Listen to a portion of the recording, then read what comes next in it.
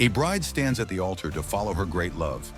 But when she discovers a dark secret that connects her mother with her world falls apart. And the truth she discovers will change her life forever. The echo of the murmurs filled the church, each whisper piercing the air heavy with expectation. Clara was there, with the groom of her dreams, and yes, with a heavy heart, under the demanding gaze of Helena, her mother, who did not tolerate failure. Marcos, impeccably dressed, waited with a rehearsed smile while the sound of the organ filled the empty spaces. For everyone present, the scene was perfect, the union of two prestigious families. But for Clara, each step towards the altar was torture. Her feet felt as heavy as lead. The bouquet clutched in her hands felt like a chain. The heat from the candles illuminating the altar did not warm her. It suffocated her. Helena's gaze in the front row was severe, a silent warning. Don't you dare make a mistake. When Clara reached Marcos's side, the priest began the ritual words, but they were distant noises in her mind. Her peripheral vision caught something, a discreet shadow in the back of the church.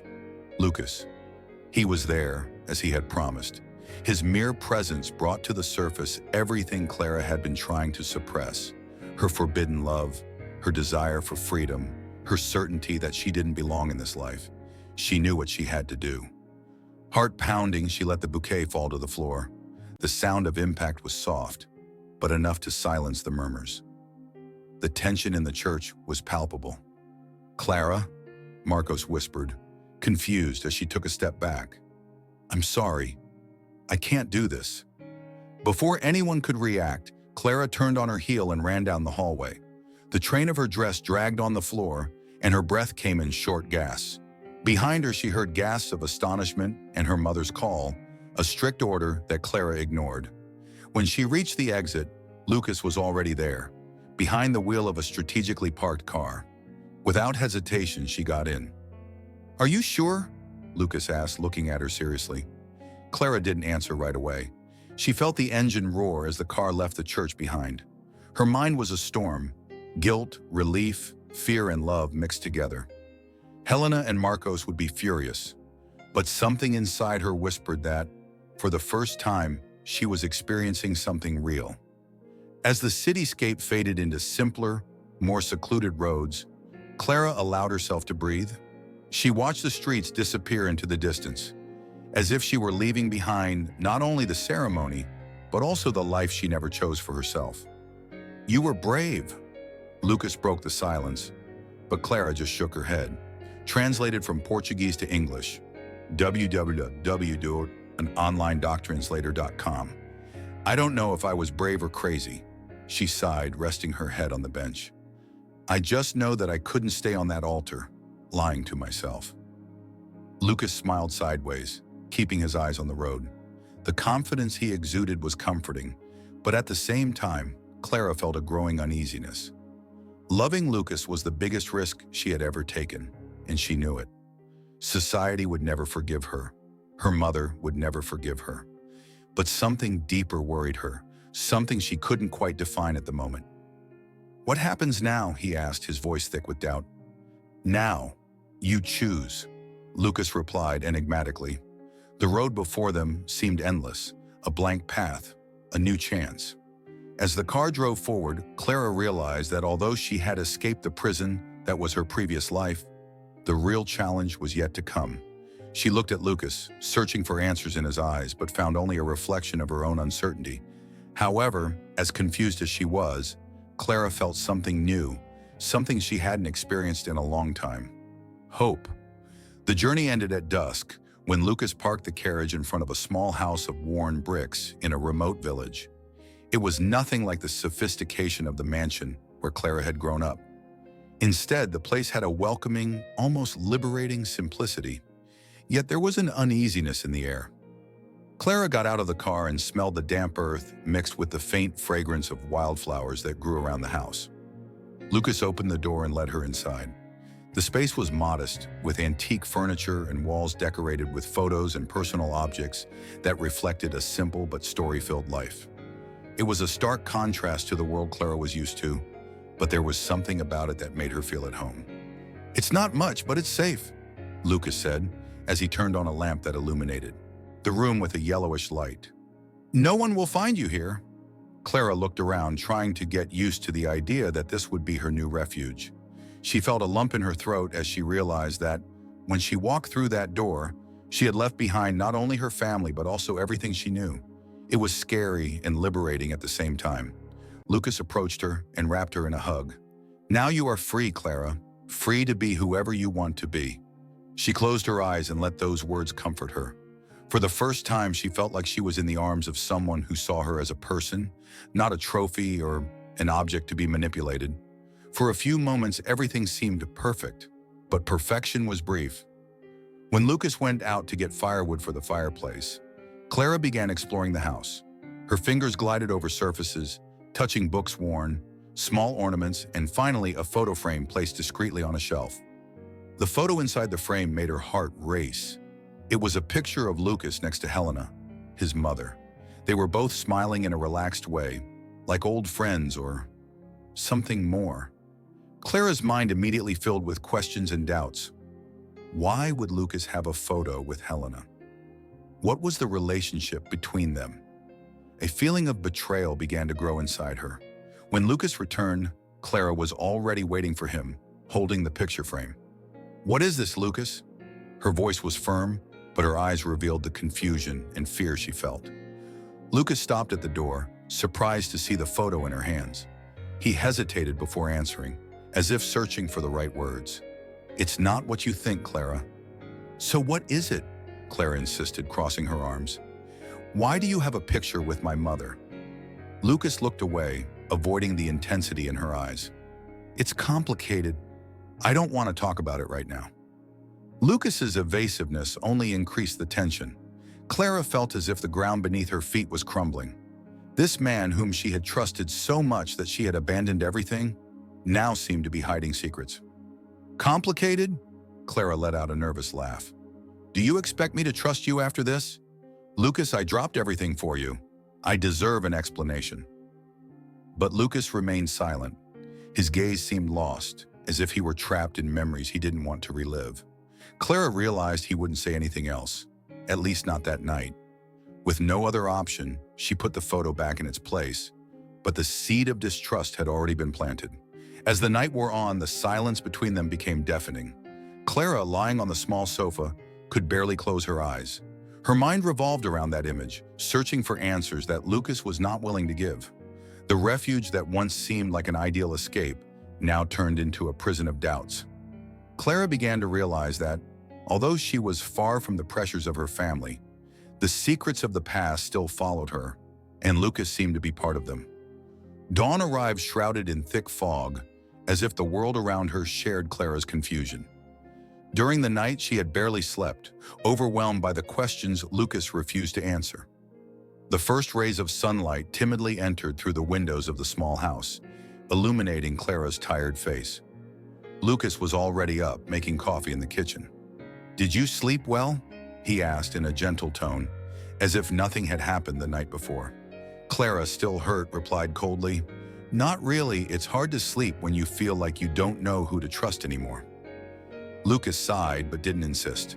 The silence between them was thick, almost palpable. Clara got up, grabbed a cup of coffee, and went outside, where the fresh country air seemed to offer some solace. Sitting on the front step, she looked out at the horizon, trying to organize her thoughts. Meanwhile, miles away, the Montero mansion was the epicenter of a scandal. Helena, visibly shaken, appeared before the cameras surrounding the property. Her normally flawless face was etched with tension.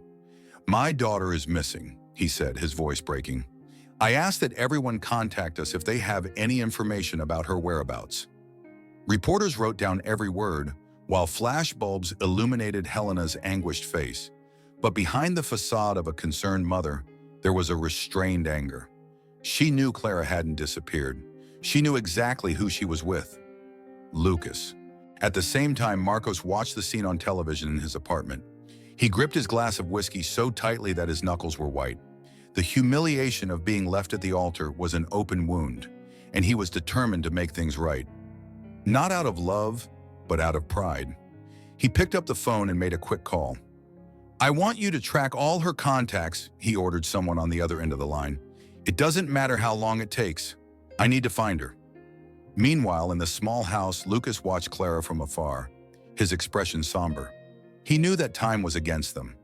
Sooner or later, Helena or Marcos would find them.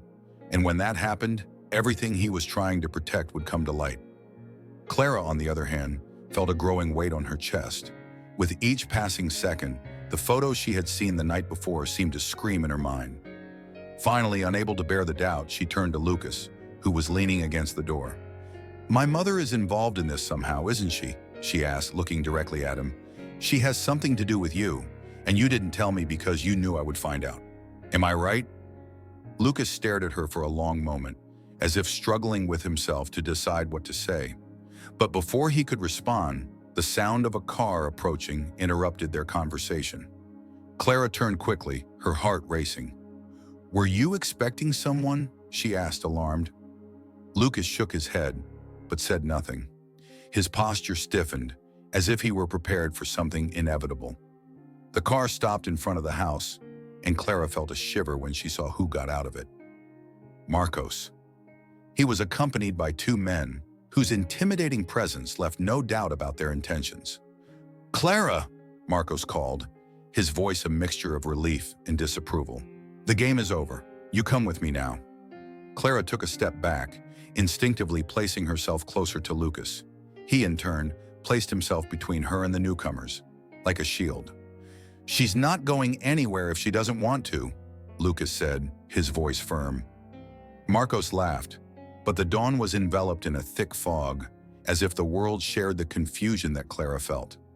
During the night she had only slept, tormented by questions that Lucas refused to answer. The first rays of sunlight filtered timidly through the windows of the small house, illuminating his tired face. Lucas was on the floor, preparing coffee in the kitchen.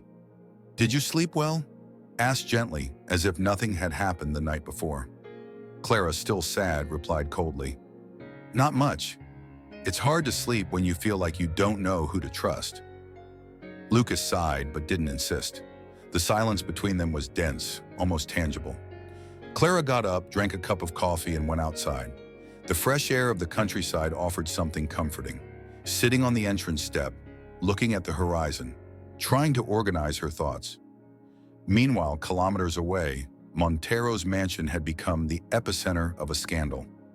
Helena, visibly affected, appeared in front of the cameras surrounding the property. His face, normally flawless, was marked by tension. My daughter is missing, he declared in a broken voice. I ask everyone that, if you have any information about your location, let us know. The reporters took note of every word, while the flashes illuminated his anguished face. But behind that facade of a worried mother, a contented anger burned. Helena knew that Clara was not missing. I knew perfectly well how I was staying, with Lucas. At the same time, Marcos was watching the scene from his apartment, with a vase of whiskey firmly held in his hand.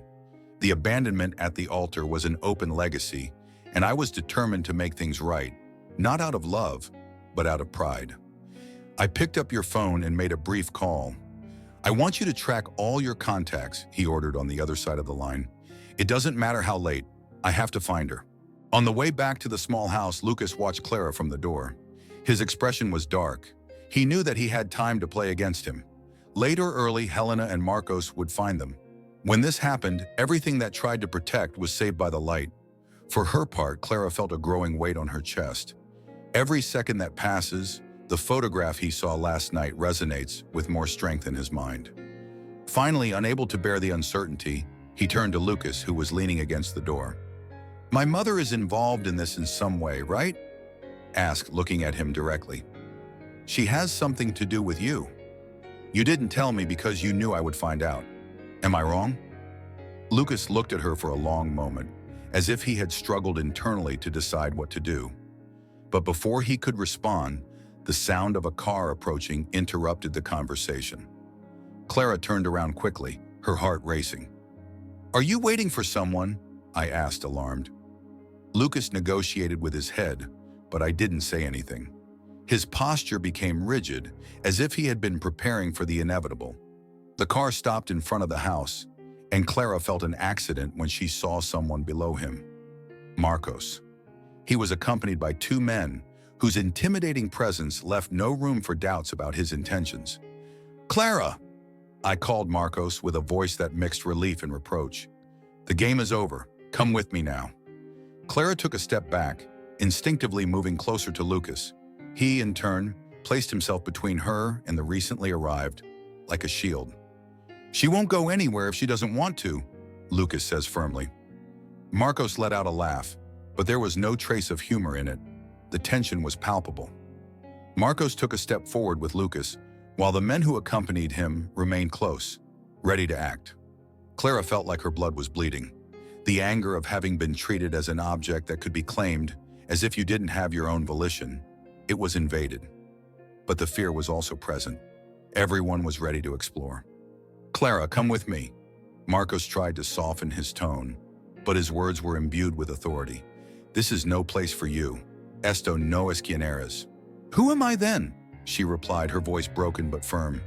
"La perfect muñeca que poses a tu lado para las cámaras? Does the obedient daughter do what her mother orders?" "Don't be absurd." Marcos passed one hand through his hair, visibly frustrated. "I don't have to be more complicated than you are. Come with me and arrange everything." Lucas, who had remained silent until now, took a slow step, his protective posture even more evident. "She doesn't want to go with you, and you don't have the right to force her." Marcos looked at him with contempt, as if he were evaluating an inferior enemy. "Do you think you can protect her?" I say with a scathing tone. "You have no idea what you're doing, Lucas. She does not belong to this world." Before Lucas could respond, Clara raised her voice. "Enough!" he exclaimed, looking at both men. "I'm not a trophy for anyone to discuss who belongs to me." The silence that followed was interrupted by the sound of another car approaching. Clara felt a scald on her back when she recognized the vehicle. It was her mother's. Helena remained glacially calm, but her gaze, cold and calculating, belied any peaceful intention. "Clara, darling," I say, Helena, ignoring the presence of Lucas and Marcos. "That's enough. Let's go home. There is a loss of control." Clara crossed her arms, challenging her with her gaze. "I'm not going anywhere. I'm tired of following orders, Mommy." Helena sighed as if she had tried to contain her frustration. "You don't understand what's in play here. Your place is not here like him," I said, signaling Lucas with contempt. "What do you know about my place?" speared Clara, taking a step towards her. "All my life I did what you wanted. Marrying Marcos was just the last of your orders. But there's nothing more." Helena's face hardened. "I'm not alone for you. It's for our family. By our name."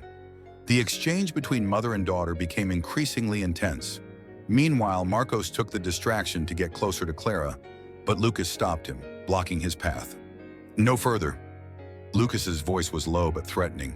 Helena used the tension to release a calculated revelation. "What makes you think you know everything about him, Clara?" asked, your tone full of poison. "Haven't I told you your little secret? Lucas doesn't es quien crees que es." Clara felt that the low ground on her feet was shaking. Miró to Lucas, looking for a denial in his eyes, a sign that his mother was lying. But Lucas's silence speaks stronger than any word.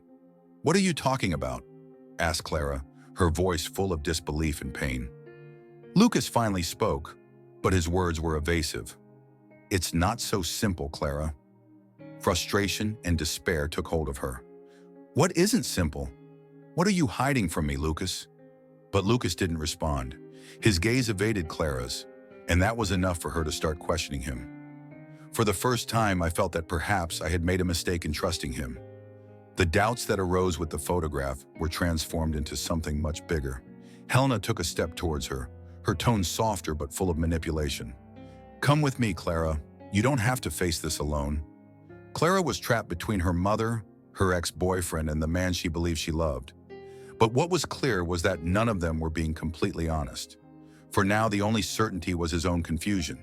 The air seemed to be detained in the small house. Clara's eyes ranged from Helena to Lucas, passing through Marcos, each one representing a different threat. She felt that the walls of the refuge she had found were straining, suffocating her. Lucas, who had always been his escape, now seemed to be part of a much darker enigma.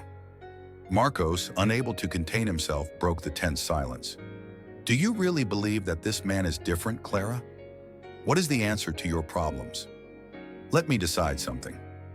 You don't know anything about him. "Y tú sí," Clara replied with a defiant tone. "Why does everyone seem to know more about my life than I do?" Marcos smiled sarcastically, pulling out his phone. "It's not a secret." With a few taps on the screen, I showed Clara an image. It was a capture of a police file. Lucas's name was there, next to words that he had mentioned: investigated, fraud, illicit association. Clara looked at Lucas in disbelief. "Is this clear? What is this about?" Lucas tightened his fists, his jaw tense. "It's not all what it seems, Clara.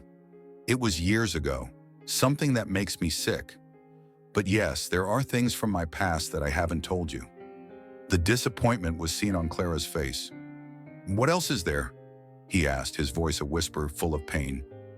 Before Lucas could respond, Helena intervened, her tone cold and authoritative. "Clara, that's exactly what I was warning you about. This man is not just a fraud. It's a danger to you. If you return with me, I can protect you from this." Clara took a step back, shaking her head. "Enough!" he shouted, his voice broken. "I'm happy that everyone can do what's best for me. As if you don't have the right to decide." The intensity in his words silenced everyone for a moment, but Helena, imperturbable, delivered a final blow. "What will you say when you separate from someone who is really Lucas?" I say, my voice full of meaning. "Maybe you want to think twice before going ahead with him." "What do you want to decide?" asked Clara, looking at her full of surprises. Helena approached, her posture rigid. "It's not an extraño for our family, Clara. You should ask him why he has a photo with me. Why were you so close to me before you knew him?" Lucas closed his eyes as if the weight of those words crushed him. Helena continued, her gaze fixed on Clara. "All this time you believed that he was your refuge, your savior. But Lucas has his own secrets, and one of them can change everything." Marcos watched in silence, pleased to see how the situation fell apart for Lucas. Clara, paralyzed by fear and confusion, could only articulate a response. "Lucas," empezó, his voice temblando. "Is it certain? Are you sure there is something wrong?" Lucas took a step towards her, but his face was marked by guilt.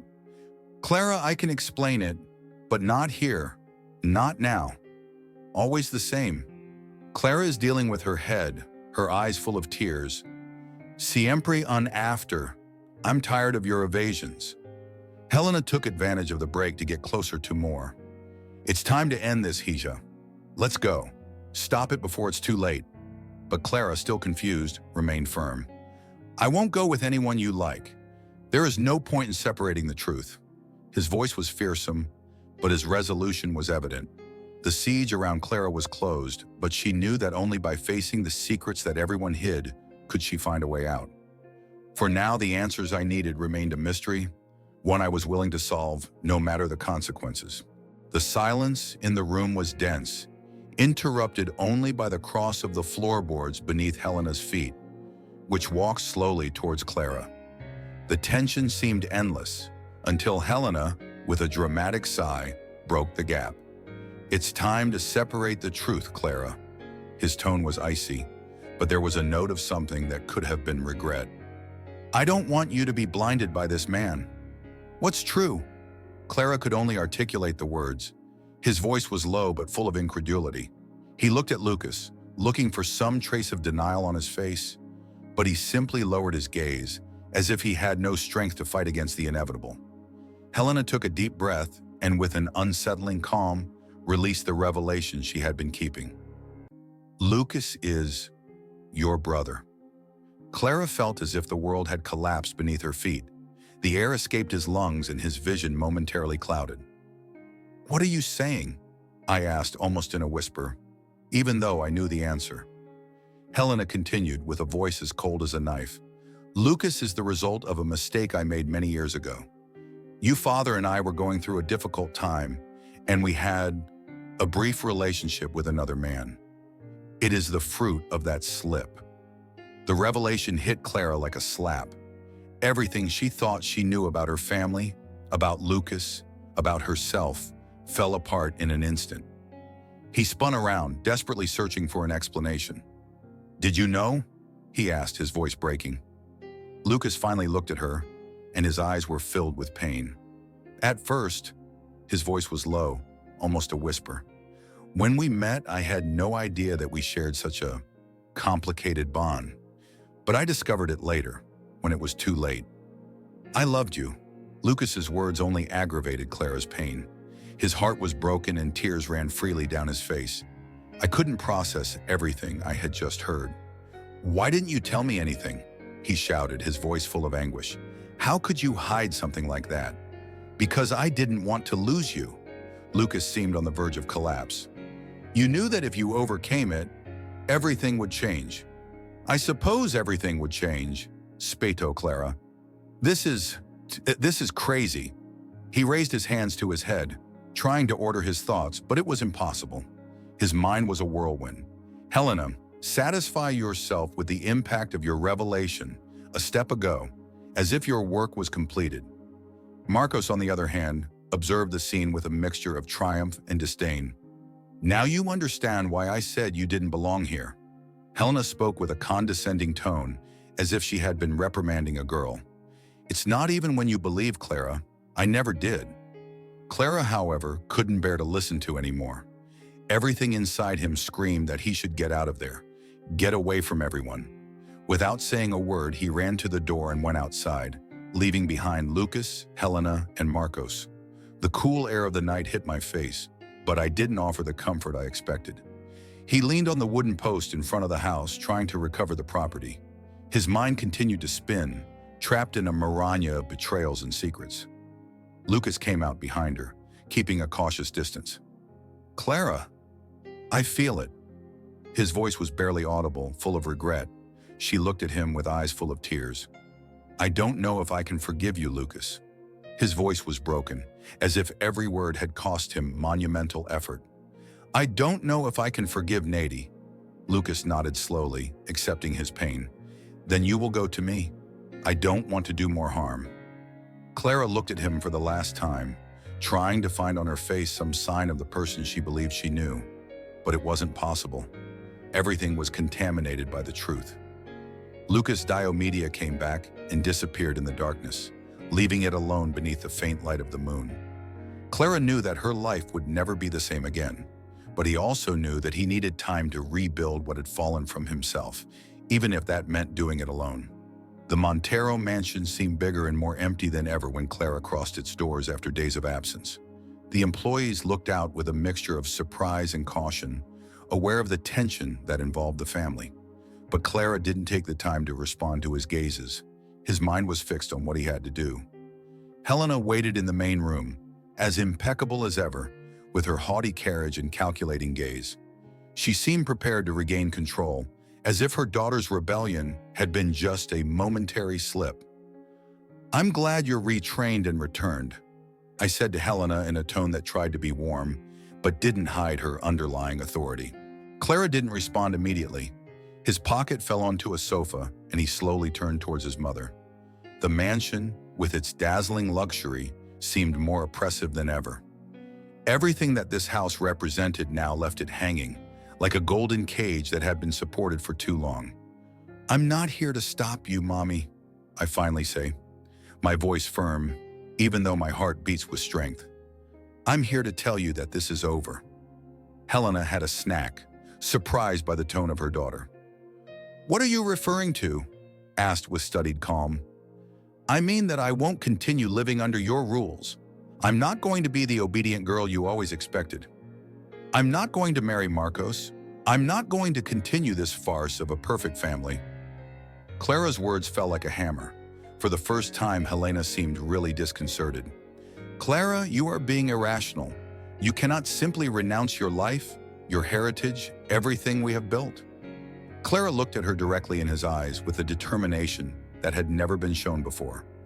"No es mi vida, Mama. That's it. It always was. I alone play the paper you gave me, but there's nothing more."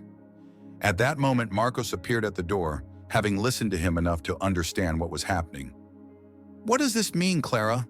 he asked, his voice full of incredulity. "Are you saying that everything we have planned means nothing to you?" Clara faced him without hesitation. "It never meant anything to me, Marcos. It was just another obligation that I had to fulfill to please my mother, to keep our image intact. But I don't care." Helena tried to intervene, her voice filled with one last plea. "Clara, you don't understand the consequences of what you're saying. This will destroy our family. It will expose us to public scorn." "What the hell?" Clara said, a step towards her mother, with unexpected strength in her voice.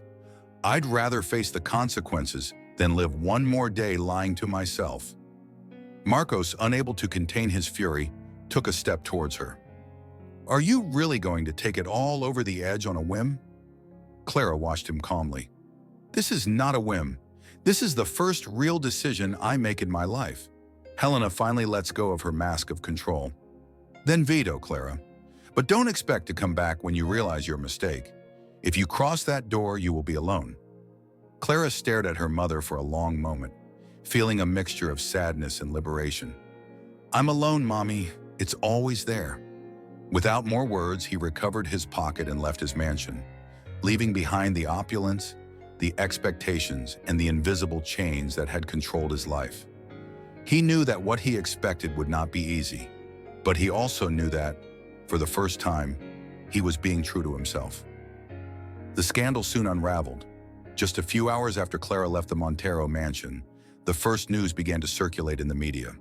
Montero's rebellious daughter. But for Clara, the sensation was completely different. Even though he knew that chaos had come his way, he also felt something that he hadn't experienced in years: freedom. For the first time, your decisions were not dictated by the expectations of others. It was terrifying and exciting at the same time. Independence, however, was precious. Deprived of the comfort of wealth, Clara has to face a completely new reality. Living in a modest apartment, managing a limited budget, and looking for a job that would allow him to support himself were challenges he had never imagined. But despite the difficulties, there was something deeply satisfying in each small achievement. He lit a candle and wrote it in a notebook that he had started to use as a diary. The words flow with a mixture of pain and hope.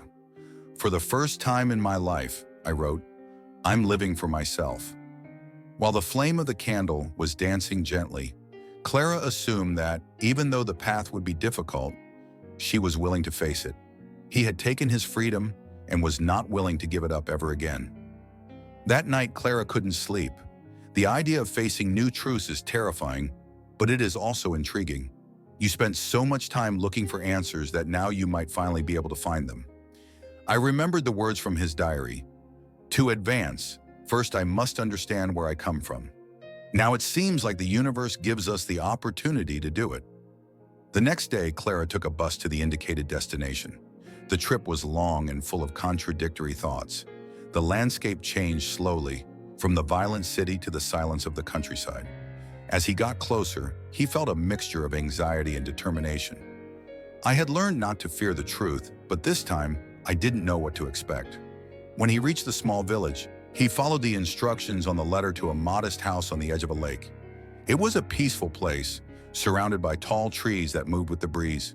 Clara stood at the entrance for a moment, breathing deeply before touching the door. A woman of average age opened, her face illuminated by a mixture of surprise and recognition. "You're Clara, right?" asked, as if Hubiera had been waiting. Clara stood still, feeling like the pieces of a headpiece were slowly falling apart. "Come on," I said to the woman, opening the door with a kind gesture. "There is something you need to see." Inside the house, Clara found photographs, letters, and documents that told a completely different story to the one Helena had told her. Her biological father was not the irresponsible and selfish man she had imagined, but someone who had been separated from her life for reasons she had yet to discover. Each piece of information was like a window to a world that he had never known, but that, in some way, had always felt like an absence in his life. The woman explained that her priest had tried to approach her in the past, but the circumstances made it impossible. Now, after so many years, he had left these fragments of his life so that Clara could know him, even if he was not there. Clara felt a mixture of sadness and relief. The answers didn't solve everything, but they offered a new perspective. When I left the house and looked at the peaceful lake, I assumed this was a new start. The scars of his past were still there, but now he had something more, the opportunity to write a different story, one that really belonged to him. Sometimes, to find our true identity, it is necessary to break with everything we believe we know, even if this means facing pain and uncertainty. Clara taught us that courage is not just about escaping a life that oppresses us, but also having the strength to rebuild ourselves from scratch, accepting our scars as part of our history. What would you say in your place? Would you dare to leave it all for the truth, even if it is difficult to face? Click on the video that appears on your screen to follow this exciting journey of self-discovery and reflect on how the decisions we make define who we are. Don't forget to subscribe to the channel so you don't miss out on more inspiring stories that can transform your way of seeing life. See you in the next video.